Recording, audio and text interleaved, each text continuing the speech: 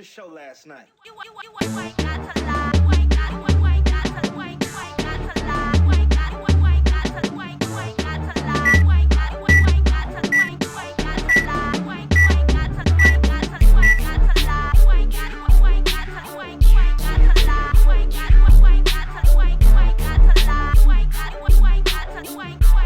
Oh my God! Now hear this.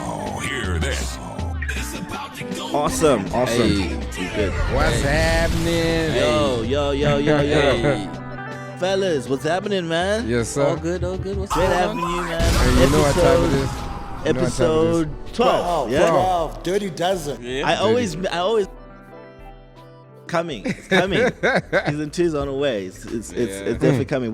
We're trying to wrap this season up with a bang. Yeah. So you know what makes these episodes a bang is the topics. Mm-hmm. You know it. We got a compliment today, fellas. From a lady. Okay. And she's like, "Yo, I like the way you guys keep Good going with having you, these topics. podcast. Like they're always pulling us in. You know what I mean?" And I was like, nah, kudos to the fellas, man. They should actually see our chat Process. in the process. It's the dopest, man. The way we get on each other, right? Yo. Because it's so random. I remember I had to be like, fellas, relax. This is me just throwing ideas at some point. Because niggas would be like, bro, what the hell are you talking about? That's for the Patreons. Support the channel, Patreon. Yeah. Oh, yeah. So, But I think before we go any further, we just need to give a shout out to the homie, you man. know, The homie The made prodigal it. son. yeah. Hey. The Dread Avenue son. The OG. Yeah. So for those of you who don't know, Nino is one of our hosts as well. Yeah, Just hasn't been around. Hasn't been, bro. People don't know. This is almost season 2. There was another season that was shot Oh. Wait. way. Guys. And there's like 10 hours. There's like 10 yeah. hours on that. Easy. It's in the archives. In the It's, archives. Maybe Just chilling. Q. You know what? It'll be dope. Like 10 seasons in. You know Yeah. what I'm saying? Then we can Yeah. start throwing like where this thing started. Like Exactly. it started in the living room. Like the normal story. It starts in the living room. Yeah. Phone, camera. You know what I mean? Exactly. Oh. No lighting. No, bruh. It was just trying to figure it out. Hey, man. man. But dope to have the homie, man. You know what I mean? Welcome back. To Welcome join back. us, like, welcome back, bro. Mhm. How you Good to be been, back. man? How you been, my guy? How have you been, You bro? want to know how I've been? Do you really want to know how I've been? We need to know, bro. Like, you went in my I head. felt like a roller coaster, man. Yeah? That's how it felt. Like- Ups and downs, It was just. Ace, bro. Like, But that's but I life. feel you. It's And then life. ESCOM went. Everything just settled. Is it? I'm back. Nah, that's dope, bro. It's Yeah. great to have you on, man. So definitely, like, me and Nina go all the way back, bro. Like, people need to know, like, we go back, like, We high all school go day. all the way Yeah, back. like high school. This is, for those that know, this is Anderson High School. Like, One this is all, like, time. One time. You know, Shout out Mr. Dube. this is humble beginnings, man. We started There you like in high school together, and then here we are. But this show has to go on, fellas. There's a lot of stuff to talk about Alright. today. Yes, Our brother got vaccinated. We'll start there because it's Yeah. something I just wanted to talk about. Like, we have to acknowledge that people are getting vaccinated now like crazy. Which could be a good thing. But I mean, depending on where you sit on this thing. Yeah. Yeah. But the option yeah. for that is there now. Yeah. Everyone has access to it, So, how's it been, bro? Like, have you developed any other features? Good tentacles and stuff. 10th or 11th toe or something. You know what I mean? Yeah. Nah, man. It's been alright actually, man. I looked at the side effects and I was tripping about that. Cause like vomiting, diarrhea, Are you serious, man? headaches. I didn't experience Did that. you? Wait. I was. You don't have any symptoms? Nah, Like, I didn't. The only thing that so obviously Yeah. because I got vaccinated, the arm. Yeah, You feel yeah. a lot of pain. yeah. Was it magnetic? And I didn't try that out, guys. We need to try that Dog. out. You should. For the sake of science. now. But you Oh, should for have real? tried it. You should have tried it. Yeah, Like the For no. science's sake, Because that video also got me. So Is it? I really would have wanted to try that out, but I didn't try that out. I don't know why I didn't think about that. Is it? But yeah, the only other thing that I might have experienced, Yeah. but generally you guys know my life is fairly busy, Yeah. is just fatigue. Or did you felt a little bit of fatigue? I think I was a little more fatigued this week than I typically would be in the working week. Okay. That was really about it. Which is understandable. But he goes to gym, so like maybe the vaccine just this finished. guy jogs like 10Ks. What you Do you expect understand? from this Like guy? this the homie, the muscle just like bounced the vaccine off. Like Dude, funny story. That's the weights. So Yeah. my brother calls me up. He's like, dude, what's up? What's happening? What are you doing right now? I'm like, no, I just got back from a jog. What? Working out. And dude is like, dude, didn't you just get the vaccine? I'm like, yeah. Dude, you're not supposed to be moving exerting around. yourself. I didn't know this. So guys, if so you're maybe getting Take vaccinated, a chill out. pill. Yeah, Take it, man. you know, Take it easy. But yeah, it's a crazy time. Do you want to say something? You want to say something, Q? I'm just like super dollar bill. Yeah, man. So like, yeah, a lot of people are getting vaccinated. There's like mixed feelings, and it's funny. Just you know how humans are interesting in the sense that everyone was crying for the vaccine at some point, right? Yeah, like Where's the they're vaccine? slacking. Where's the vaccine? They're slacking. What? The vaccine is now here, right? And people are like, we're not sure. We want the Chinese one now, or you know, like Yeah, but you know what's funny? It's actually the more elderly oaks that are less trusting. And from my engagement, it's actually those guys who are less trusting than our age group. So that was quite fascinating. In a statement, a doctor from the US was saying it's not just it is older folk, but it's the people that are questioning this thing are the uneducated, and like the elderly, in the sense that the people that are too educated, right, are the ones who are just falling for this whole thing where like however they've been told about it, like and they're saying people that are not educated are questioning because they're not going to just take something they don't know, like, and interesting enough, it's mainly like in the black community where they're saying like we don't trust our government. We've gone through so many of these and they don't have a reason to trust their government. But you guys remember the government gave us an expired vaccine some time back, so people have that right to actually question. Right? Facts. That's it. So there's no reason to trust the government in that sense. But I just feel personally like, as long as you're informed and you know what you're doing, then fine. But if you're not sure what you're putting in your body, don't do it. Like until you know what you're actually doing. And this is what I keep telling people, because I think for me it's like I never want to come across as a person who's like, guys, we have to go and get the vaccine. Yes. For me, I'm like, I totally understand the argument for both sides. There's no argument that I feel is okay, that case, I believe in that case, I'm running with that. For me, it was just a thing of, I said to myself, okay, look, guys, think about it like this. I look at life as risk and reward. Typical investment guy, I guess. But risk and reward. So I'm looking at, okay, how I'm moving around, how I'm exposed in different spaces. And I'm saying, okay, if this thing can help me, if ever I do catch this, then let me take it. Because I do know that, by the nature of my work, etc., I'm at risk to some degree. I'm not careless. I don't want to put it out like I'm careless. So I just say to myself, and especially our age group, I'm like, did you just wear the Manchester jersey today? Hey man, you know what time it is, bro? No, you know we're gonna get there though. We're waiting for it. We're waiting. So I understand there's a lot of people who say, I'm just gonna chill and see how things pan out. And the only thing that I present to you is I say, cool, it's all right if you chill and see how the rest of us react and all that kind of jazz. But my thing is, please make sure that if you're just chilling, that you are safe. That you are, don't be like moving and all out here. It's funny. And you're saying, I'm just say chilling. that. You know what I mean? People don't know that just because you're vaccinated does not mean you're not a spreader. Right?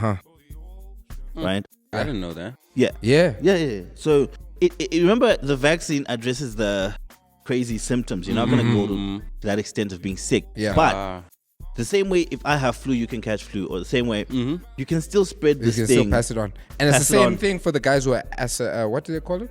Asymptomatic. Yeah. So I like the fact that you're saying be careful. Don't think because we're all vaccinated that we're all, safe.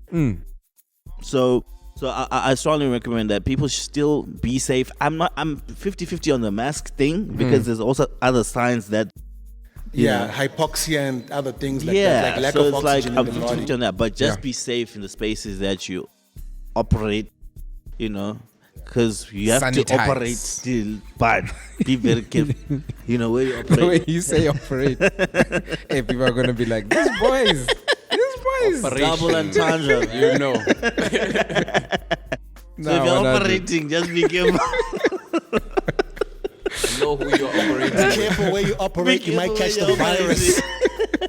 Lance would already be defending himself right now. I wasn't. No, but operate, guys, we just went home and slept. But that's the crazy thing, because I mean, with these small houses and stuff. Yeah. I think niggas should just put a hold on that for some time. No, I think dog. I think definitely, women need to be very grateful for COVID to some extent. I was laughing about this thing. Men have really reassessed their decisions and choices based on COVID. And if they're slashing that salary, bro, I want to hang out, but have you been vaccinated though? Bro, yeah. You know what I mean? So.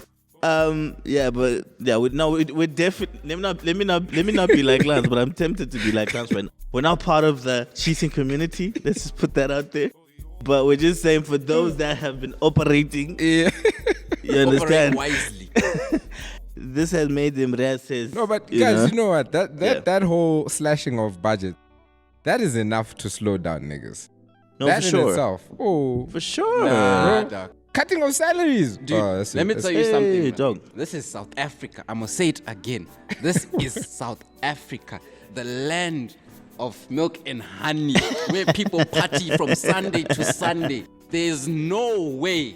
I think you pronounced MILF wrong. MILF and honeys. No, yeah, actually, MILF MILF and honeys. MILF and honeys, because they're out there too, seeking for the young ones. Man. Yeah. Man, so you got to understand that. Yeah, I mean, the country we are in, it's a party-oriented country. Yeah. And everybody loves fun. Everybody loves fun, but there's a topic that we were actually discussing with Q before y'all joined us, and we'll get into it in a bit more detail. But it's around how unemployment has shot up, right? Yeah. And the discussion is around about, it's always been a standard of women looking at men like, yo, you have to be employed and you have to have a job. Have your thing for together. me to take you serious. Yeah, have your thing together, things together, right? And the fact that unemployment is at an all-time high. Yeah. Right? Should that still be the standard to say, okay, I want a man that's employed, or I want a man that has a good job. Yeah. I want a man is that as attainable as it was before? Because now a small percentage are employed, and out of that percentage, a smaller percentage have good jobs. There's that well paid. Yeah. So and I think Shaddai and mentioned that as well in some of his discussions, where it's like, yo, these expectations, they need to drop. You're all fighting for the 10% of men.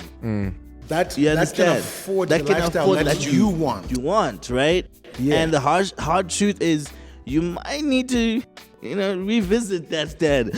And this is not to say, Tina, we're unemployed. We're all employed. Thank God, right? Yeah. So we're not talking for ourselves, women. Just be very clear. Yeah. I'm not. You understand? Are you trying to put something out there, my nigga? I'm about to lance out right now. Personally, I'm not even in the running because I'm permanently hitched. So right. We're not but it's important for them to hear you because you don't have a ball in this game. No, I don't. You understand? So I'm straight up. I don't have a ball in this game. So none of us here are in the unemployment queue. Okay. Mm-hmm. So, but we're just talking about it. From an objective standpoint to say, is that still realistic? Is that still practical to say? The standard for the man that I want, he has to have a good job. Because everyone is now going to be an entrepreneur very soon. Out of necessity. I mean, look at Zimbabwe. Look at other I just say, and if you maintain that I want an employed dude mindset, you're gonna be stuck with a dude whose income might be diminishing while you want the good life. Again, look at Zimbabwe. The employed guys are the poorest. The rich guys are the hustlers. Right. So it's how we define the hustler term as well. Like right now it has a weird thing about it. Like if you tell a lady like, yo, no, I'm doing ABCD, connecting dots, imports, exports, you know what I'm saying? Like imports and exports. Connecting dots here and there, hustling, it's like, whoa. That time you just, okay. So so I just wanted to bring it to the floor. Like, fellas, what do y'all think about that? Like, should that still be the standard? Can I say something? You can't actually speak for these women, dog. Hey, dude. You can't. No, you can't. Some women are hot nut. Yeah. Like you actually tell her no, ABC, she'll tell you no. Yeah. So there's some women out there who won't compromise with men. Right. They want what they want. No, fair enough, and that's a valid point. But it's to say, what is our take on that? I think we're trying to advise the girls. Look, truth of the matter is this. Oh, if it comes to advising, you can chase the 10%. You can, But it's 90. It's the 90-10, not the 80-20, 90-10 principle. 90% of the girls chasing 10% of the dudes. Yeah. How many of those dudes, that 10%, do you think really wants to marry? How many want to be hitched when they have access to all of this bounty? Because that's where the problem is going to be. Valid point. I was actually telling someone this in the week, literally in the week. I was saying, hey, one of the worst ways to kill a nigga is to give him options. No, and options kill us because it's like, yo. And like when you don't have that commitment to say, okay, there's issues in your relationship or you're getting to know someone and something comes up. Yeah. It's just like, if it's like that, there's this girl who's right here, who's also interesting, entertaining me. So you just find yourself switching. Because the truth of the matter is, men know, the 10% know they're the 10%. Yeah, they do. Right? They do. They're really aware, very aware. Right? So the option discussion, let's not skeet around it. It is a fact. Like, there are options. And you know what? They also...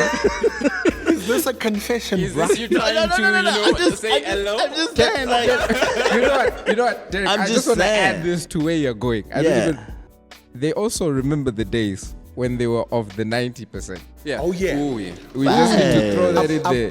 Derek, I've shared this with you. My uncle, he always used to tell me, don't stress. Don't stress if they're fronting on you. This dude was rich and he had an attitude to how he handled women. Like, don't you worry when they front on you because eventually they come back. And when they come back, it's on your terms. And the truth of the matter is... I'm just going to keep my mouth shut.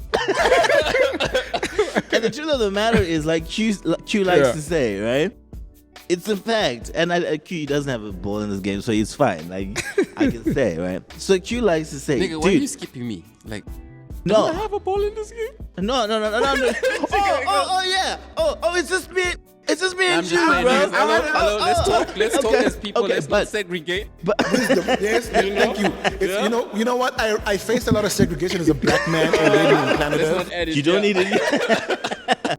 My point is, the fact of the matter is that chart, Q, right? Which is like this. Yeah. We should show that chart. We should, bro. That chart where it's like the trajectory for a man is like this. The older he gets. Right? More experienced, more resources, more options. Right? Now, for women, it's slightly different. Okay. Literally, they come out the gate at the highest point. And then there's a point of desperation as 30 approaches. So they come out the gate at 19 and they're at the peak. Right. And then they're at the max for the next 6-7 years maybe, depending on the genes. Climax, but once she's approaching 30, doesn't matter how beautiful and young she looks, they just get a sense of desperation that they must find somebody. But the problem is, you've had all these 6 years for you to find someone, but because you were the lily of the valley, exactly, as opposed to using the law of averages to zero in on a good one, you were you were going wild. Yeah. And then you get caught up. Look, it happens to fellas, but much later, because your curve is upward until your 30s when you get your stuff together. Right. Then you're approaching 40, you're good. Trust me. Yeah. You can still bag that 19-year-old. Right. It's a bad term, but it is what it Why is. did you say 21? No, we're gonna beat that part. 21-year-old. But you get the point. The trajectory is slightly different, right? And that's the unfortunate part where it's like, now I'm saying with unemployment and all these other things, right? I think we need to really define what makes a man. Yeah. What makes a successful man. What makes a successful woman? Because this is not just a man issue. Yeah. In the sense that unemployment hits everyone. True. Right? So what defines success in life? Okay. We all want to be wealthy for sure. We all want to attain these things. Are we all going to get there? No. That's the harsh reality of it. Okay. So are you going to be unhappy and unsatisfied because you didn't attain wealth? Or you can still find fulfillment in your life by redefining what success is. Do you understand what I'm saying? That's just the harsh reality of it. And that's wisdom right there. Yeah. Success then becomes your definition of it. Of what it is. Because it's not always a number in the bank. Yeah. Sometimes it's, and I love how somebody defined it. They said that, and I think I shared this before, that wealth, and I'm talking wealth, is not, it's a number, but it's not the number of rands in your bank account. Yeah. It's the number of days you can live your current lifestyle without an income. Yeah. Right. And so your wealth can actually be people. If you have friends and you've developed friendships where people could take care of you and say, okay, we'll step in the gap for the next 2 years, then you're wealthier than someone who might be a millionaire but burns through millions in a year. If you can last 2 years at your simple lifestyle and they can't last a year, you're wealthier than them, though they may have the trappings like the cars, the jewels, the girls. But you have that simple life and you've defined your success. That's deep.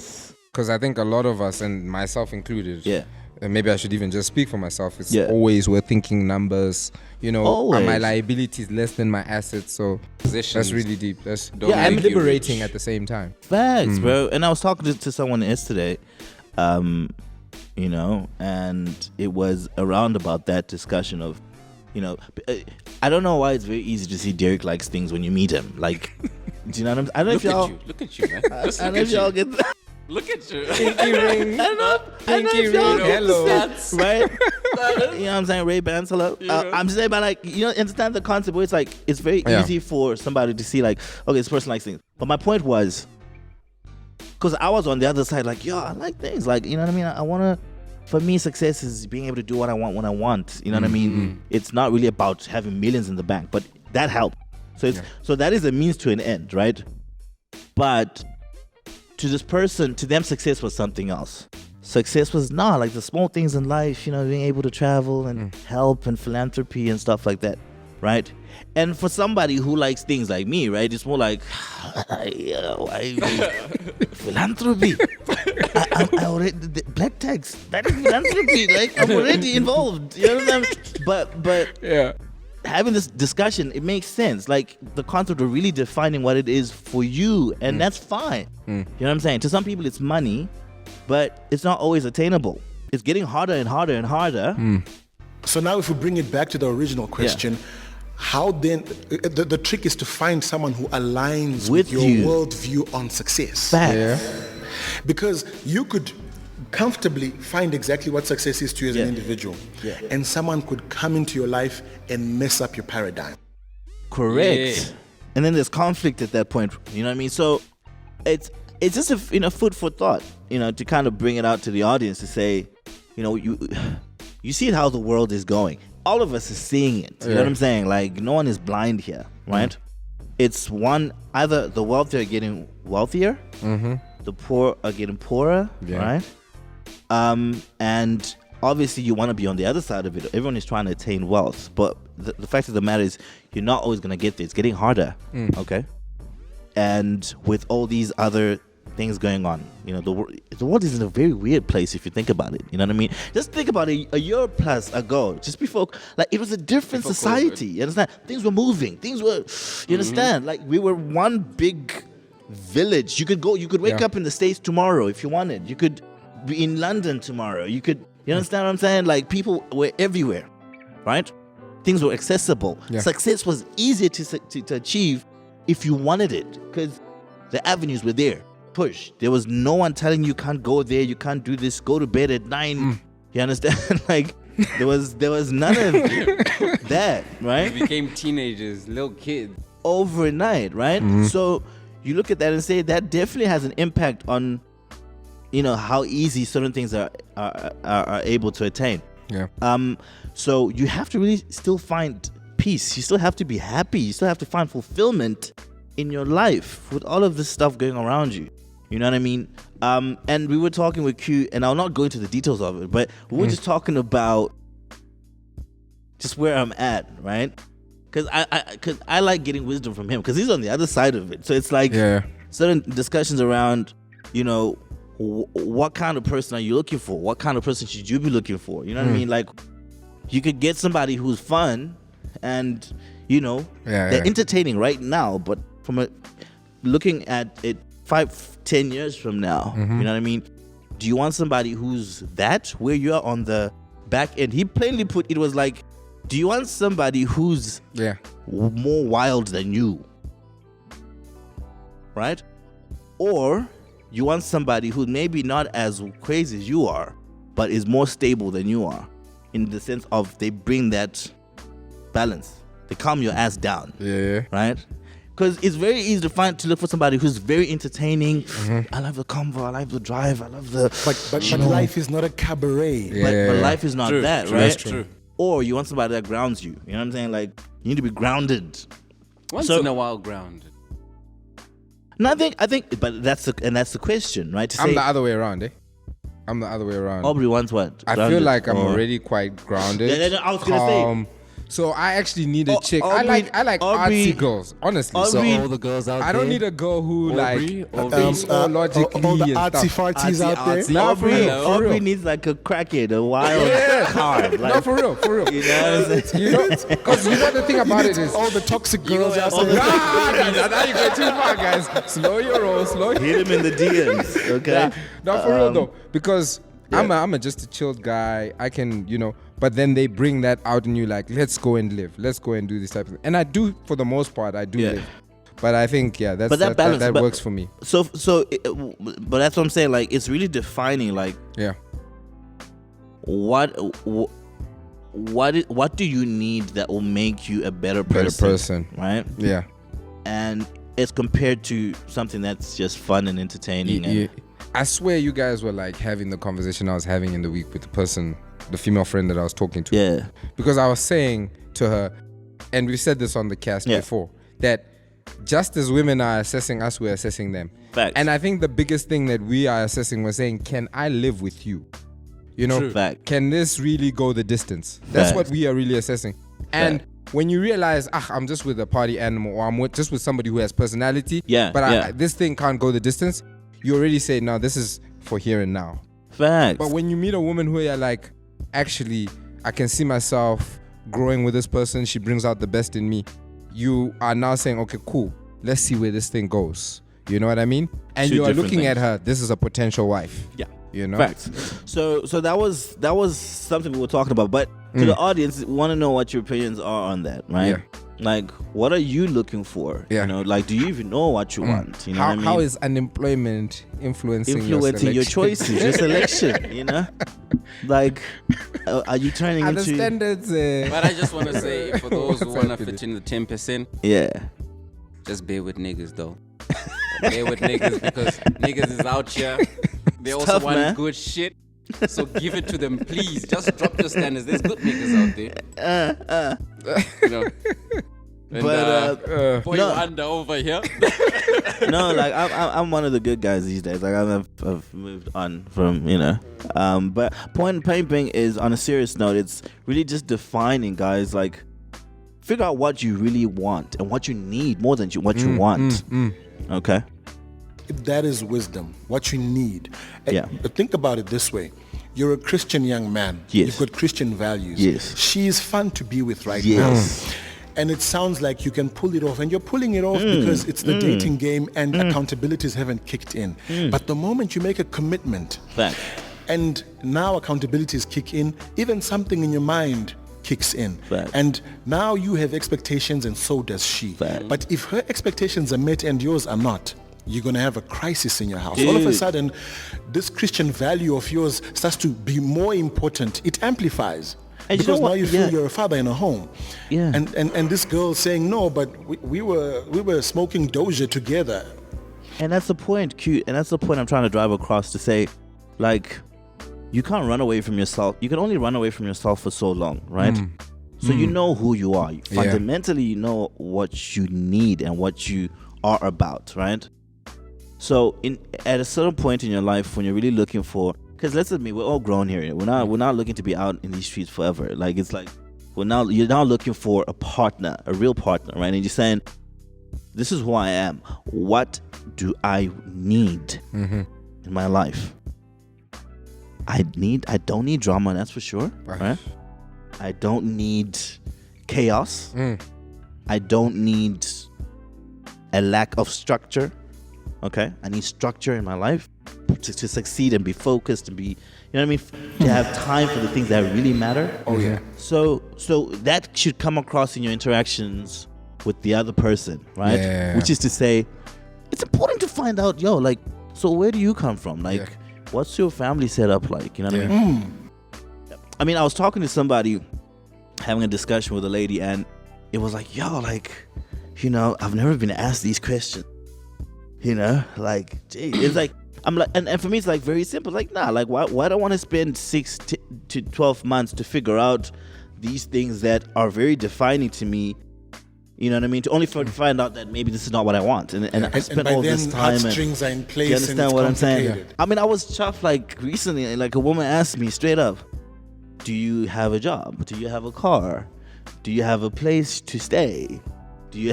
And I was like, "Oh, shorty, are you trying to get married?" Like, but I respected it. You understand? I respected it because I'm like, the directness. Yeah, like, she knows what she wants. It's like, okay, this is important to me. Yeah. And if it's not that, I don't want to be babysitting you in my house and I think I felt that in the very last relationship that I was in. Yeah. My ex was like, "This is what I want. This is what I want. This is what I want." Yeah. And we had an honest conversation. She was even telling me about her past. Yeah. I did not ask for any of that, but that level of honesty and directness, it's I think women don't say what they want. Yeah. They kind of allude to it. Yeah. And then they expect you to know. And niggas don't know. Because people, people like are different. We are not psychics. We're not psychics. We like it straight, black and white. And I think that led us to, although obviously we felt each other and everything and the vibe was great, but it led us to know that actually we weren't right for each other. Yeah. Because the reality was but she Aubrey, wanted. Did you still try to take it there though? Hey. Hey, I just want to know. No, I didn't. I'm going The man somewhere. wants to know. I'm going somewhere with this. No, Aubrey, did you still try to like? What? Stick with her and all that kind of jazz. You're like, we're not aligned, but No. I'm still probably gonna smash. No. Aubrey's Aubrey. I'm not about that. I'm just trying to. Remember, we're talking to women, right? Yeah. So I'm really trying to paint the picture of how men think sometimes, and women should not fault us for this, right? Yeah. Like, men are not idiots. Y'all should know that. Okay? Like, men, just understand, men are not idiots. There's this notion that men think with their whatever, ne? Yeah. We'll beep that out. Yes, We but will, but fundamentally, right? I like how we're gonna believe that, because men think with their B and they know what we're talking about. But the point is, there's that notion that men don't think.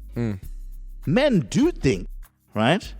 Men, in those situations where it's like, I am assessing you as well. As much as we're having fun, as much as you seem like, this dude is like carefree, he doesn't.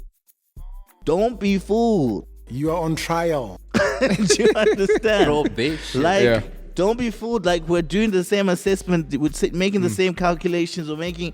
So, and my point, not to make it about Aubrey, what I was saying was, as much as I'm assessing you, I might put you in a box, right? Say, okay, maybe not what I'm trying to, I'm not looking for that, right? But your exactly. father. You might have been reallocated. That's the point. You might no longer Did you be reallocate, my brother? Did you reallocate the situation, my brother? No. I'm gonna be honest. And I'll put it out there. I'm not active. Right. I'm not active. And are you celibate? You guys are now complicating the situation. I am celibate. I am kudos to you, bro. That's straight up. It's a dope thing. Straight up. But one of the things is, it's because it complicates things. Right. From my side, at least, it complicates things. Now I respect that. And I think, I don't want to talk too much about that situation, but I think had that ever happened, it really would have messed up things. It really, because I probably would have felt guilty and I wouldn't have been able to make certain decisions. Yeah. That hindsight, I'm really glad I made. That is wisdom. That is wisdom. Right there. Bro. That's a clear mind to address a thing. You didn't pollute it. 100%. You didn't diffuse it with sexual or physical feelings coming in and masquerading as emotion. Facts. You went over that. And that's wisdom. That's maturity, bro. Thank you. I must say, gentlemen out there, celibacy, underrated. It's underrated. I mean, I was talking to a lady about that recently as well, around like just celibacy, right? To say like, I've at some point I got to that point where it's like, you see a pattern, right, in how you're dating women and your approach and you know what I'm saying, and you get the same result. But it's fun for like, and quickly it's like, I'm not here, you know what I'm saying? I'm not feeling the same thing, and it's like next, and I got to the point where I'm like, you know what? I have to really define what sex is for me, right? And what role it plays in my decisions and choices, right? Because a lot of us, accept it or not, are driven and make choices based on sex, right? And we sometimes make very bad decisions. Sometimes we make good decisions, whatever. But there's a lot of sex that influences our choices. I could go home tonight and work, but hello. You know what I mean? Like, ooh, and I had to really sit back and say, you know what? That can't be, there has to be a deeper connection and interaction than this, because you can't get that. That's you know what I'm saying? Like, that's not an issue. Like, at some point you realize sex is not an issue for real. Like, you can get it, right? Yeah. But the fact that you can get it, does that mean that you should get it? Like, because you can, are you gonna do it? You know what I'm saying? Like, and it talks to discipline. It talks to really defining you yourself as a person. To say, so am I just about this thing? Is my interaction with women and connection with women based on this? You know what I mean? And then it goes back to, remember we were talking about a few situations, and I was telling you, a girl that can't hold her own in a conversation, for me, it's like, I don't waste my time. Right, but that's hard to see, like, if she's got a banging, whatever. You know what I'm saying? But that's the point we're driving to say, like, at what point do you start looking beyond the surface, right? When you meet someone, to say, okay, hot, cool, but let me figure out, And you know I love the Bible, so I always go back to it. It actually has a verse that speaks to this, that says that beauty is fleeting. Fleeting, yes, then it is. It calls it fleeting, meaning it's here today, it's gone tomorrow. And that's so for real. So many girls have discovered to their detriment that is true. Facts. So, and then it says that, so seek the inner beauty. And what is that? It defines it. It's somebody who's courteous, who's kind, who's considerate. You can't get past that. So when that other outer beauty fades, you still have these things to look forward to. Bro, and that's where a lot of us miss the message there, which is important to say, don't rely on this. Yeah. You understand? This is not, when we talk about beauty, it's not. We're not just talking this. We're talking you as a person. Beneath the surface, are you a beautiful person? And let's be just to let women know, right? Men will stick with a beautiful person in here than they would stick with a beautiful person here. True. So he's physically he might be attracted to you, but he's not staying. Trust me, he's not gonna stay. All you are is this objectified individual. Facts. And you don't want to be objectified. No. So work on the inner beauty that's going to keep. Facts. Yeah, but that's not the only thing. Remember, now we're moving into times where witchcraft and shit is now out there. Yeah. I just want to tell the youth, you guys be careful, because there's some people who are out there not to be with you, but to take shit from you. Eish. Bro. So be careful. Eish. Bro. It's crazy. Know who you with. Yeah. Why you're with the person. You know what? Please don't take this for granted. Wicca is big right now. We don't realize how big spiritualism is because it's Witchcraft. secret. Okay. Witchcraft, Okay. Wicca. So now it's called, it's washed and given nice names like, I'm just within my essence, or my chakras are aligned, or these spiritualistic terms. and we don't realize that you're here sitting and you're talking think to of a few people. a grand witch or a warlock. Bro. That scares me, man. That scares me. Like, but yeah, that's important though. Just to be very clear on who you are first. I think, who are you as a person, and then what are your values? And then when you're looking at people, look at people that have almost not necessarily not you, but there's some reflection. They kind of on the core stuff, on the core things that define you. You're not compromising on that. They're adding to it. You know what I mean? So that's really also. And in that conversation, you can see it has nothing to do with money. It's your connection with another person. Are you aligned? You know what I'm saying? That's what you should be looking for. Money and things like that will. I mean, because I sometimes have these convos with my mother, right? And for me, it's always been about I want somebody who's where I'm at. You know what I mean? Who can relate on whatever, whether it's work. And for her, it's like find somebody who's here first, you know what I mean? Everything else you can figure out, but there's wisdom in that, and I've seen that over time, because you can be in the biggest house, bro, have the best cars outside, but if you and this person that you're with in that house are not aligned, you're more miserable than somebody who's in a small house somewhere, little car somewhere, but they're aligned. Do you understand what I'm saying? 100. So happiness is not in things. It's in being aligned, and that requires conversations, real conversations, sharing real experiences with somebody to really find that, to see, okay, we are aligned or we're not, but don't compromise on those things. When you see that you're not aligned, be happy to walk away. You know what I'm saying? That's why you gotta be content with yourself. Because only then can you walk away. A lot of people are addicted to being in something, anything, and they will stick around for a toxic relationship as long as it means they're not alone. You gotta be okay. And I think that speaks to last week's conversation when we were talking about going to therapy. And sometimes just go and get the diagnosis. Trust me, you'll discover some things about yourself that you didn't know were there, and then you can address. So that was just something we're talking about. I thought we should touch on. Interesting enough, there's a lot that's been going on, in the economics it's been crazy. Of this country and entertainment and music and stuff like that. And I know you were throwing some topics around that in the group. Burger King was bought by another. Was it Burger King? I don't know if it was bought. I know I didn't. Last I heard about that story is that they were still looking for a buyer. I don't know if they've been recently. Is that bought. like the franchise locally or like Burger King? Burger King locally. Is it? Yeah, Burger King locally. Okay. So the issue was, last I checked, and this is a couple weeks ago, is that Burger King, it's a big deal. It's like McDonald's going up for sale. Yes. And we're talking about the actual branding, and you know what I mean? Not like a franchise, just one franchise. So what was going on is that they obviously wanted to sell. But now the problem is that there's this BEE criteria. So the guys who had the funding, last I heard, was American guys. So obviously they weren't meeting that quota. So the issue was, why don't you just let these guys buy it? And they obviously then are investing in the country via this franchise and obviously creating jobs. As opposed to there's no BEE guys who can actually buy the thing. And therefore, ultimately, you find yourself in a position where at some point, people will be like, okay, cool, we can't make the deal. Burger King says, all right, sharp, we're no longer operating in South Africa.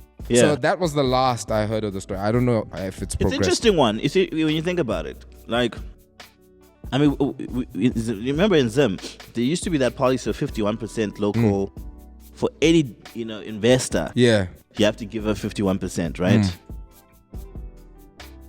Who is gonna give her 51%? That's what I want to know. I like the fact that you have to ask that question. Because look, if if I've put my heart and soul into building this brand internationally, why am I giving up a part of it? But that's one side of the argument. The other side is the side that says that not in the West, where a lot of these brands come from, has an entity that's big in the West and has more over 51%, and has over 49% over there. Entity. To think of any brand, the only brands that I know that are owned by South Africans are Johann Rupert's Richmond brands, the Tag Yours, the Mont Blancs, but those are they're just posited in Switzerland for probably tax purposes more than anything else. But generally they're owned by him. But you don't have anywhere. Think of any US brand that you can say is owned mainly by South African. I'm talking about freely traded on the stock exchange brands. Who owns land out there? Bill Gates is the biggest landowner there. I think that speaks to also leverage. Like, what leverage do you have to claim 51%? You know what I'm saying? Like, with Africa, where it's at as a continent, we don't have the leverage. On paper, we don't, which is where we're operating anyway. All of these are systems that are in the air. But I'm saying, because we do have natural resources, which we could use as leverage, but I don't know whether we've done that very well. Where, we've marketed our... Yeah, we haven't done it too well. Do you understand what I'm saying? Yeah. So, in an impoverished continent like Africa, where people don't want much. People just want their lives to be improved. Have a decent standard of living. That way it could work. Let me give you an example. Botswana and Debswana, the company itself, the partnership between De Beers and the Botswana government. There's a good example of how you can say in Africa, okay, you want to come in? Sure, come in. But our people have to eat. And so you have an entire economy that can cater to its common stock. That's success for a nation. They may not all be rich, but the basics are in place to cover everyone. That's where we need to get to. Now, when you have a situation like a Zim where you say, okay, 51%, but then that 51 goes to just a handful. And it's not so well managed, and that handful go on and are driving Bentleys and Rolls Royces in Harare, where the potholes are big as craters and road is the lace. Facts. So, but there's ways of pulling it off as well. But I think Africa's biggest problem is that we need to become more producers. We need to become. I mean, come on, you can't tell me. I was actually at a restaurant today. Is it Whipped?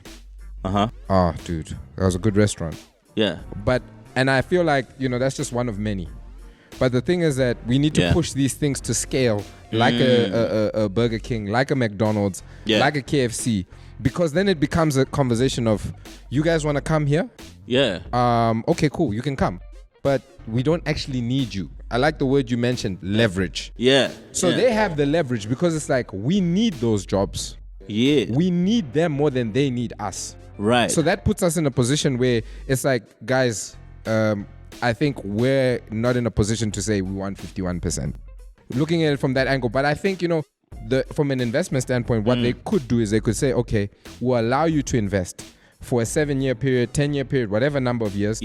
And as you are getting your returns, get back your capital, and then obviously let management, which will be black or whatever, then take ownership into that.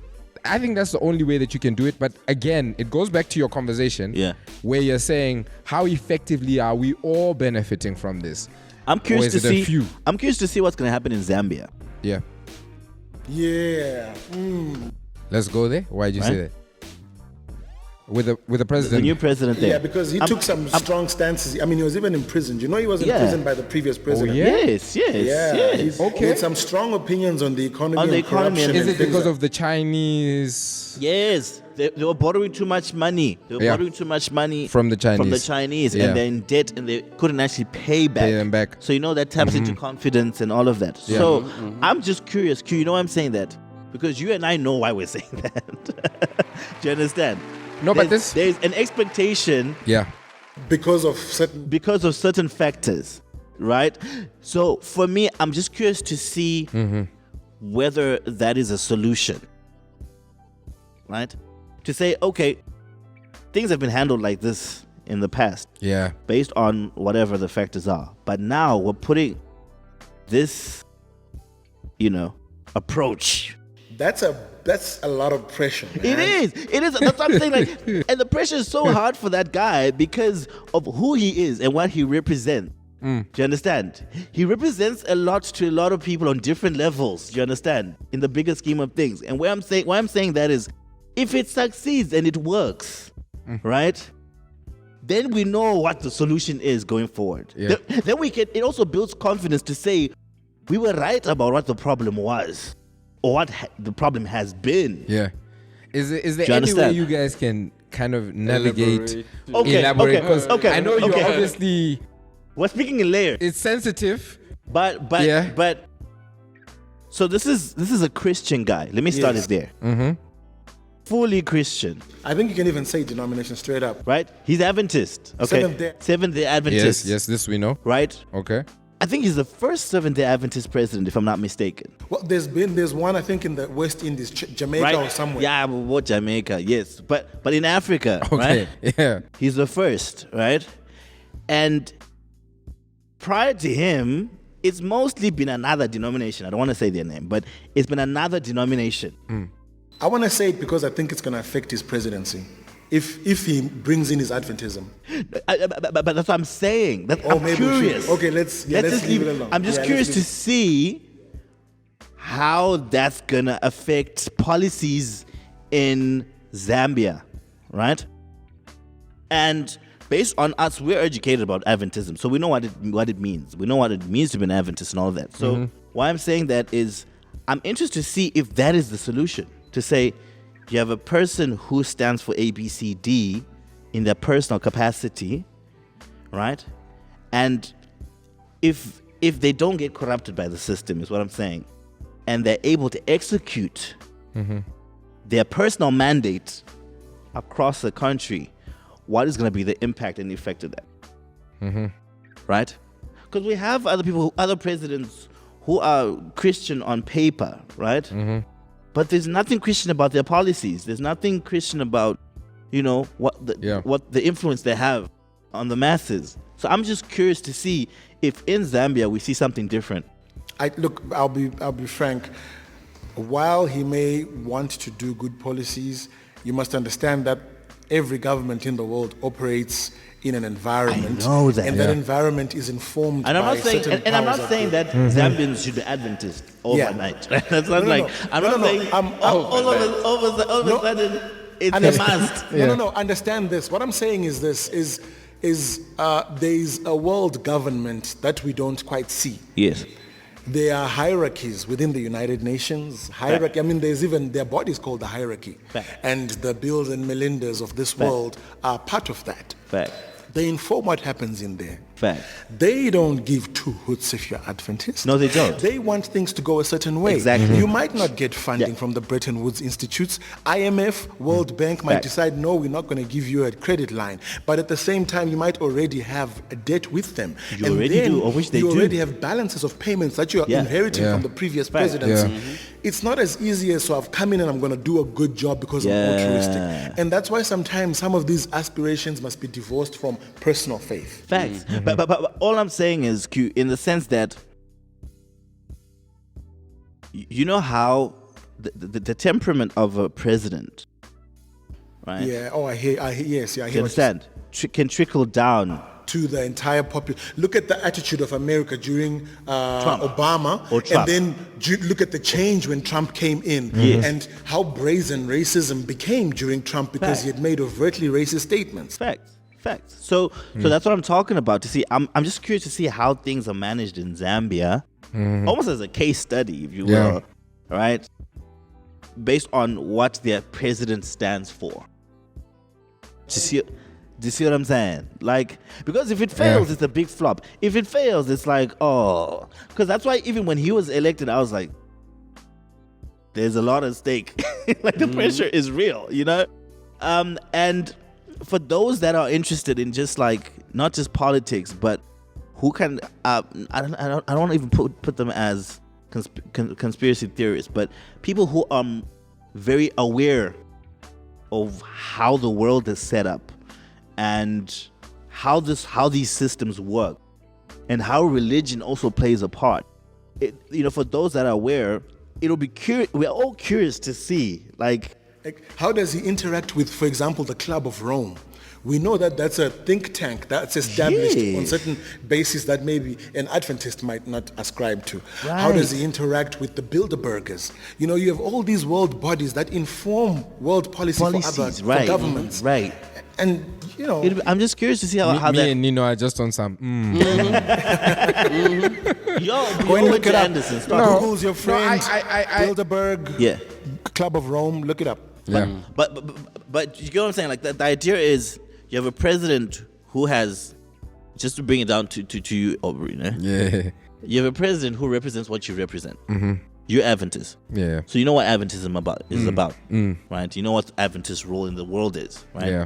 So it'll be interesting to see if you can see a reflection of that in Zambia. In your leadership. In the leadership style. Yeah. Do you understand? No, I'm with you. All of a sudden, you know, is the minister going to get away with the corruption? Bring it down to simple terms. Yeah. How does he handle corruption? Yeah. How does he handle violence? Exactly. How does he handle political violence? You understand? Yeah. How does he handle conflict? Right? How does he handle opposition? Yeah. How is he able to bring the country together? How is he able to enforce policies around education?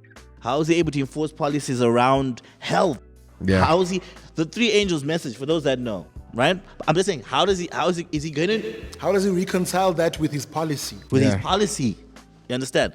So that's why I'm curious to just see like how that pans out. But my hope is he's successful, because what we want fundamentally in Africa, we need a change of leadership in that sense, a style of leadership. Yeah. That's what we need, a change in the style of leadership, where people say what they mean, where people are trustworthy. Yeah. And that's not an Adventist thing. That's just that's a war based on right versus wrong, right? Mm-hmm. We need people that represent morality. Yeah. You know what I'm saying? And we want to see how that impacts society, right? Yeah. Because we've had so many issues up there that have trickled down to how people think, how people handle business, how people are selfish, how people are self-centered. We were talking about that discussion around community, the sense of community last week, right? That we've lost that somehow. Yeah. And that's partly based on just the leadership as well. So it'll be interesting to monitor Zambia, you know what I'm saying? And I would urge everyone, you know, let's just see how this man runs. Anyway, moving on from that real quick. In the world of sports. Yes, sir. World of sports. Hello. Man, you. Right? I mean, this jersey has never come out for years. Hey, guys. The bench. Follow the bench. Do you see people that support Cristiano? They don't support Man U. Wherever Cristiano goes, that's where they are. No, don't guys. Say it like that. But wait. Aubrey, tell us. Yeah. Because I saw you laughing at Arsenal fans yesterday. Yo, I was my like, status, yo. Huh? I took it too far. No, you took it too far. Nah, you don't beat a man when he's down like that. No. But you see, the problem is people have also been doing that to Man U. Yeah. So why don't we? No, because Man U has always been arrogant though. Like, no, we know, but this is the thing. Man U fans from day one. This is the thing that I always say. I say, you know what, guys? We were just winning, right? Mm-hmm. And yes, there were those who were arrogant, but the rest of us, like, I've become arrogant because the way people have treated me. The convo is you guys had to take a retired footballer back to win. No, we're not even winning now. Cristiano is 50 plus now, and now you're bringing him back. No, you know what, Ne? You couldn't do it without Cristiano. Remember the last time we had this conversation, and this is part of the content that has never aired. This is all part of the content that has never aired. I said, I was the first person who was like, I don't want Ronaldo to come back. Because we got a lot of young cats who he might stunt their growth. And I believe he's still going to stunt some people's growth. No, it's about Cristiano now. But the reality is, Cristiano's when team we now. heard that he might go to City, we're like, nah, guys, we can't have that. We can't. We're all going to be in trouble. We can't. Too. We can't. They just chowed Arsenal 5-0, guys. And now Cristiano's sitting there. Just sit, because literally there he was just going to sit at the top as a striker and punch those goals. And you see. And what does that do for team morale, man? Can you imagine? This way. We're going to be in trouble. No, we can't. You guys had to go back and get Cristiano. We had to. There's no law that says we shouldn't go back and get him. No. So this says Manchester is Cristiano. No ways. No, it's just No. No, I know I'm in trouble listen, I'm because mad. but I'm hurting right now. I'm about to tell you some facts. I'm just saying, think about it, right? This was politics, in other words. I understand. This is I like politics. how you put it. Yeah. You couldn't afford. We couldn't let that happen. Okay, let me ask you something. Yeah. Is Cristiano in his prime? Do you think they're better players than him in Man U? So why haven't you guys just been winning? answered yourself. Really? Why? You don't think there's anyone? Okay, so you think? I don't know. Listen, you're always going to buy and sell. There's always going to be a buy and sell window. I'm asking, do you think there could be someone with better? You think a Pogba couldn't be a better player than Cristiano in 10 years? Yeah. Listen, he'll never be Cristiano, but where but Cristiano Cristiano is is, still he's no good. longer in his prime. You said it yourself. Yeah. He's Okay, let me very ask you, good, but he's not in his put prime. it like this. Do you think Pogba is a better player than Cristiano now? No. Yeah. Even Yes. right now, given Cristiano. Yeah.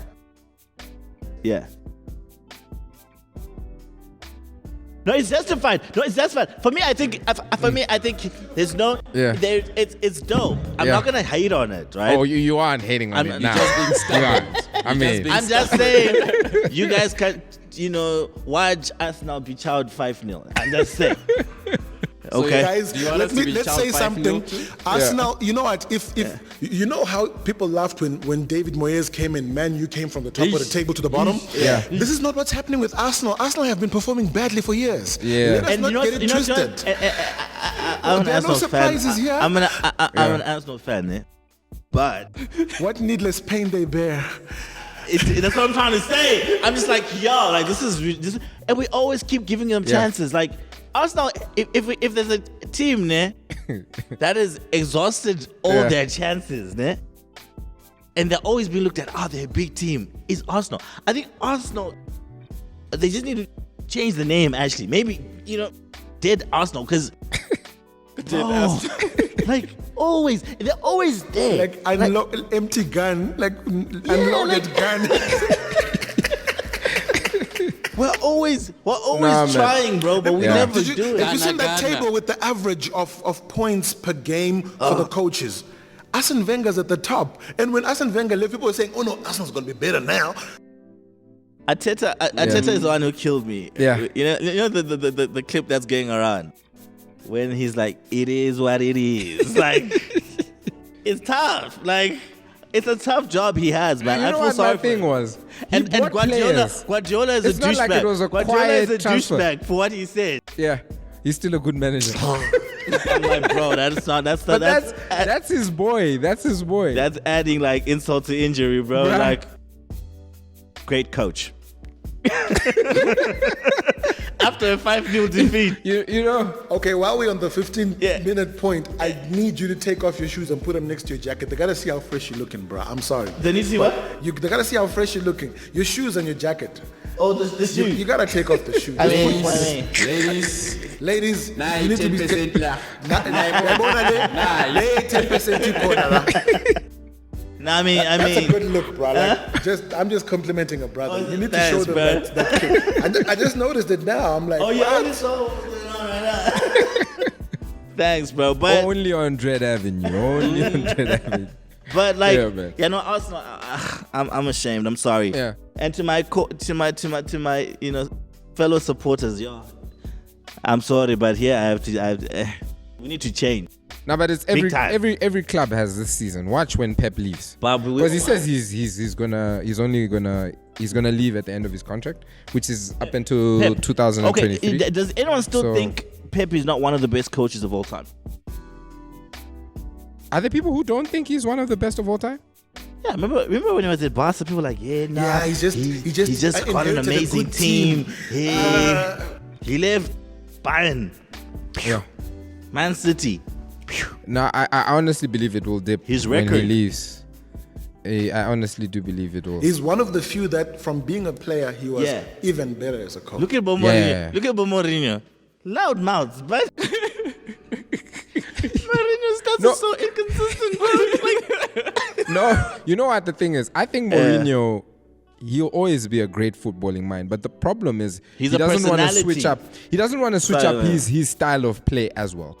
That defensive, and I just buy experienced players. He needs to switch it up. I feel like he needs to be more attacking. He needs to be, and that's where I think his glitch is coming in. Because now people have studied and understand how he works. Right. You see? Right. So yeah.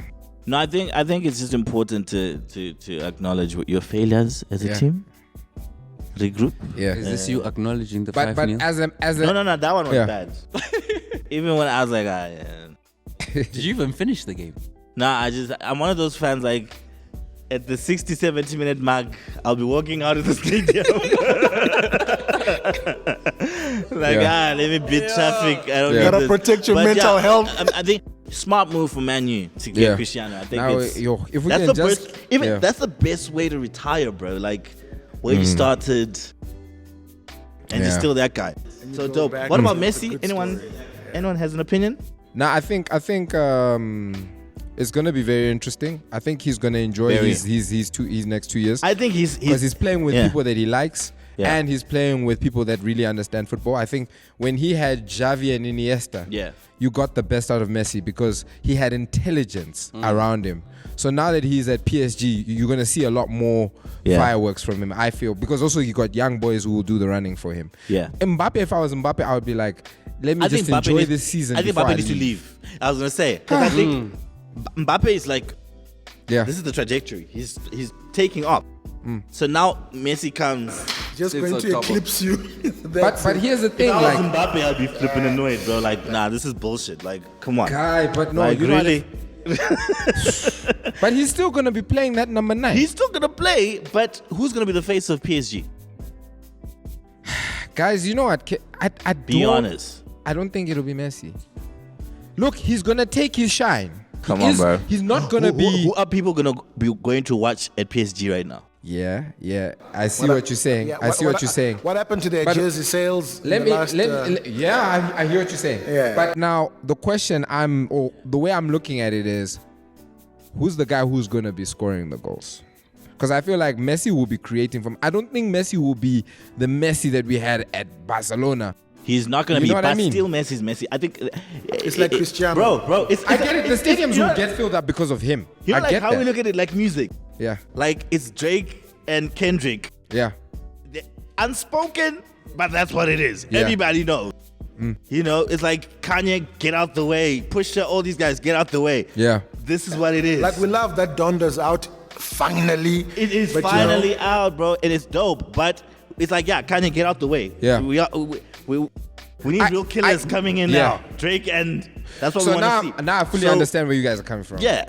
I guess when you are fighting for that number 1, you don't want to be on the same team as a guy who's coming in for that. No, so I guess I get what you're saying. And both of them are it's new teams now. PSG, Messi, Man U. Do you understand? Yeah. So it's like still, bro, it's there. I feel like he should humble himself though.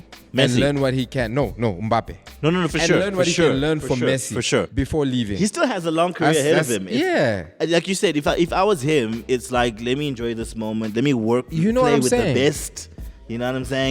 But from the energy, because of all the rumors and him making it clear to them that he wants to leave, I think they will manage to sell him before the end of the window. Because here's the biggest thing. This is a guy who's like Pogba, going for 100 and something mil. Or heavily valued. Let me say that, because Pogba's not 100 and something mil. Mbappe is another, he's a Neymar type in terms of value. Yeah. Now the thing about that is, we cannot let you go for free. We can't. So I mean, if you are saying you're not going to sign the contract, right, we're going to sell you. And where do you think he's going to go? Real Madrid, right? He has to go to Real Madrid. Yeah, they need him. I think the Spanish league right now is taking a big knock. I think.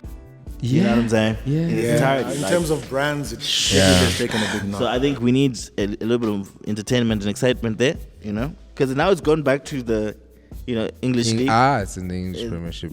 It's in the Spanish, the French league. Yeah. So it's Spain has been. And followers just went up for PSG like crazy. Are you for real? Yeah, crazy. Understandably so. Yeah. I feel like Messi got the short end of the stick because he was Barca, bro. You'd expect his exit to be something amazing and grand. But yeah, it's tough. But it'll be interesting. I think I'm because I kind of stopped watching football for a little bit, but now it's like,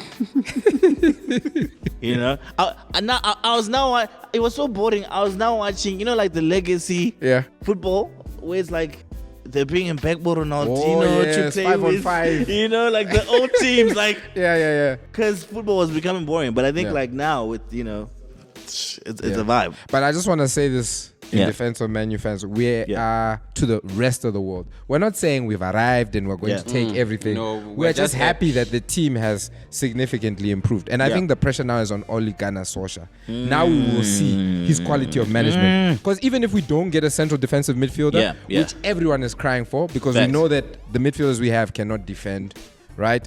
But now, dude, you have a decent team. You have a real decent team. You can't come with that no trophy story. We need something. No, you guys need it. You know? You need it. On to other quick news before we wrap up. All of us have been watching the news, the R. Kelly thing. Hey, man. I'm just like, dog. And then also, funny enough, Aaliyah made the news recently as well. So it's like, man, you know, shout out to Aaliyah. Apparently she went platinum like this. You know? Yeah. Bro, Dame Dash said something so dope. Which I was like, yo, this is a challenge to all men, right? He's like, yo, I sometimes pat myself on the back, you know. That I heard that too. I did. Yeah. I dated. Like, I have to be really dope. You understand? I did that. Hey, you were fired though. Them rock boys was dangerous. That's a nice side. Because Jay had Beyonce. Would Jay and Beyonce be Jay and Beyonce right now? In the same way, if Aaliyah was still pure. Yeah, because it kind of pioneered that whole power couples thing. If Aaliyah was still alive, remember Beyonce Aaliyah been the queen. She was. What did she actually end up in Matrix? She was supposed to be doing Matrix. Oh yeah. As Trinity. Yes, she was going to be in the Matrix. And she was. You see the and know the part that Niobe is Niobe. You know the part that what's her name? Jada Pinkett. God. And I can see that. Aaliyah's. And then and you saw how she had crossed over. When actors were struggling to cross over into acting, musicians rather, she crossed and she was gracious, man. I mean, what woman do you remember ever singing, "We need a resolution"? Those days, Beyonce was telling us, no. She was telling us we need a resolution. You understand? So I was just like, yo. People look at Dame Dash, what, but nigga had game, clearly. I mean, you back to Aaliyah, bro. Like, hello. That is different. Listen, I you know me, I Beehive, everything, but I must say Aaliyah was something, and I must put a disclaimer out there. I'm a Lance out again. My woman knows this. My wife knows this. It is what it is. It is what it is. But I'm just saying, like, I was just like, in the same week, like, got the Aaliyah situation, and it's like, dude, like R. Kelly, I think, like, it's like, bruh, like, and my thing is, there are a lot of R. Kellys out there. Let's not deny that, right? Yeah. And I think we have to expose them. I'm 100% like. And I was talking to someone about this earlier. I was like, yo, the notion that there is an audience, okay, for relationships that are based on money and men that use their money to finesse and whatever. Yeah. It's there because it's tolerated. It's there because it's given an audience. Did you hear what the one person who testified said? One of the ladies said he felt that because he is a genius, he's entitled to. I'm like, how psychotic you have to be to things like that. So my thing is, we've already found Kelly. We've dealt with it. Yeah. You're rocking with the best. For me, it's a bigger conversation to be had, and we can't wrap it up in this convo, but in this specific episode. But it's about, we need to call out BS early when we see it as society. Yeah. And let's not get amused by nonsense, man. We need to stop it. We need to stop being amused by this nonsense. Understand? Because it gives men like R. Kelly more, I'm the guy because I got this. I can sing. I got money. I'm this. And women are throwing themselves at me and whatever. And then I take advantage of that. And we need to call it out. early. And I think it's just important to say we're not coming at R. Kelly. We're coming at things that are not right. Because I don't want to sound judgy. No. You know, to a certain person. You know what I mean? It's not. It's just things that are not right. Things that are not right. Yeah, and the notion that, because I mean, how many of us have seen this? Wealthy guy, very disrespectful, very abusive, hot woman, very shallow, very superficial. That combo. Yeah. And they're. And then we get statements like "Get yours, girl," "Get yours, queen," and these are from women. That needs to be called out. Yeah. It's not about. It's not coming at women, but I think as humans we need to call out BS when it's BS. It shouldn't be made a gender issue. Okay, I should be able to call out a woman and say that's trash. Yeah. I don't respect that. You know what I mean? Like a woman should be able to call out a man when he's acting out of line. You know what I mean? Yeah. Let's just call BS for what it is. That is unacceptable. All right, men should never put women in that position. Women should never be put in that position. Also, in some cases, right? Because then we end up having these situations where people are taken advantage of, people are being abused, and that picture in itself, we need to call it out very early, right? Yeah. So it was disappointing because I mean, he was a very talented person. Like some of the music he's made. Sometimes you want to listen to it, but you're just like, hey, my dog. Like, does that make me? You understand? Like, man, you know that you understand? Like, there's some you songs that me. Remember, bro? Like, there's songs that were really like, man, like this guy, but. Like he's talking for me. Then I'm like, wait a minute, no, not me. You know what I'm saying? No. Like it's sad. Not and also the bigger conversation is the people that condoned it, the people that didn't speak up early. You understand? They're labels that funded this thing, and now they're backpedaling now. But they funded this thing, and because and never said anything about it, right? And that's why I don't like sometimes how we deal with these matters. We're very selective. Who we pick. Yeah. Where was that morality when this stuff was going on and they knew about it and they didn't do anything about it? Now we want to take his music off Spotify. Now we want to, you know what I mean? Like, If we're bringing down the house, this brings the whole house down.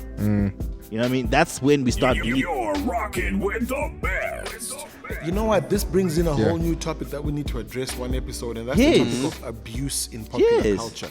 Abuse in Hollywood, abuse in the music industry. I'm talking rape. I'm talking sexual abuse. Bro, I'm talking emotional abuse. So many artists are depressed, lonely individuals out there. There's a machine that funds these things. Okay?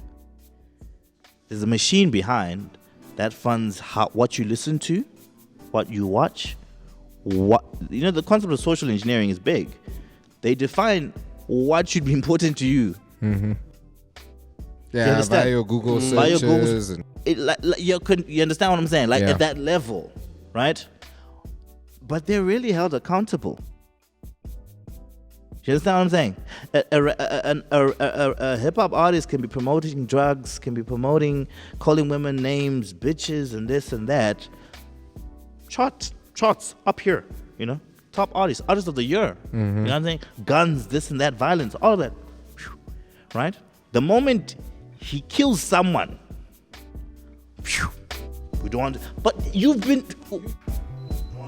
this nonsense this whole time. You've been promoting this nonsense. You've promoted his ego. You've promoted the youth listening to this. Society is the way it is based on because you promote this. Most of this stuff, right? And this is where it takes a little bit of the genius of Kanye that I always like. Like when College Dropout came, that was such a huge shift from gangster rap to then backpack rap was all of a sudden respected. Talib Kweli meant something to people. Then Mos Def meant something to people. Pharaoh Monch meant something to people. It's like, but artists and there's double standards there because they didn't talk about double standards there. And this music promotes prostitution. This music promotes women selling themselves, their bodies. This music promotes men using their money to get women. This music promotes this entire lifestyle, right? But when it goes a little bit overboard, When somebody now acts on, or when it bears the fruits of the seed you planted. That's correct. When it now bears the fruits of what you're promoting, now you want to distance yourself from it. It's double standards. You know what I'm saying? Like, and that's at some point we need to call that out.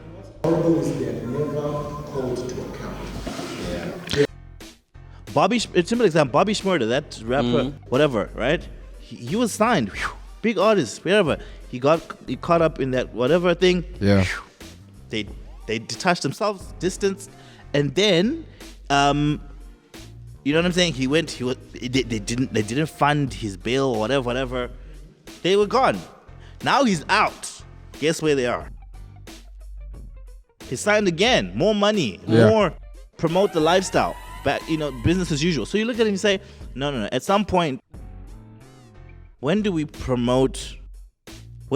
out BS for what it is? Yeah. And we really get to the root cause of these things and address them at that level. Yeah. We don't have music. We don't have. When was the last time you had Aretha Franklin? When was the last time you had Luther Vandross? When was the last time you had you know what I'm saying? Like artists that had a message that was warm, that built you as a person, wholesome, right? Now you don't even hear what people are saying. Yeah. Now it's just a vibe, right? And not to say there's no time to have a good time and whatever, but I'm just saying fundamentally as society. Yeah. Sometimes we need to, because we are the customer, we are the money, we are the resources, we are the ones that fund this thing at the end of the day. We need to call out and say, no, not here. It's so funny when we have our one-on-one conversations. Yeah, you'll find there's a lot of people who are in agreement with what you're saying. Yeah, but when money's you actually involved, look at the charts and when you actually look at how things are performing, you're like, and that's where I think the club. You know what I mean? It's a different behavior, and I think that's where the conversation that you just brought in at the beginning, really, really comes in, where it's like we really are being fine-tuned to like what we like. Yeah. And just to wrap it up, I don't know if you listened to Zakes Bantwini's didn't hear it. Song that came out recently.